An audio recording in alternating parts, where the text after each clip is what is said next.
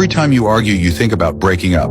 That's actually a trauma response. Please take your time to watch this video up here to the end and leave your comment at the comment section, like and share this video and subscribe. Every time you argue, you think about breaking up.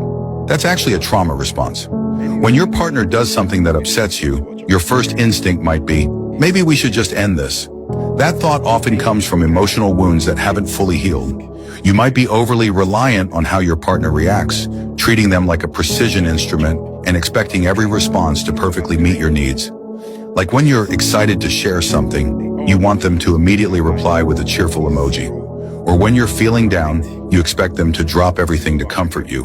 But when those expectations aren't met, the disappointment can hit like a tidal wave, making you want to run away from it all.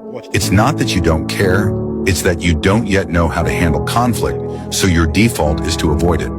People with a more secure emotional foundation respond differently. When cracks appear in the relationship, they stick around and say, let's talk about this. They face the tension head on and try to work through it. But for someone who's been hurt before, it's like tending to a wound that can't be touched. Every little bump feels excruciating. So when trouble starts, your instinct is to flee, to call it quits, to cut ties completely, thinking that's the only way to protect yourself. These days, people online love to say things like, cut your losses, but sometimes that mindset gets misunderstood. He doesn't reply right away, and you assume he doesn't care. A small disagreement feels like a red flag. It's like you're holding a fragile glass ball, and at the slightest shake, you're ready to throw it away. But often what's really happening is that you're giving up too soon. Have you ever paused to consider his perspective when he lets you down? Maybe he didn't reply right away because he was in a meeting. Maybe he pushed back on something you said because it hit one of his own raw nerves. Are you willing to sit down and express how you feel and really listen to how he feels too? Friction in a relationship is normal, like a small boat rocking in the wind.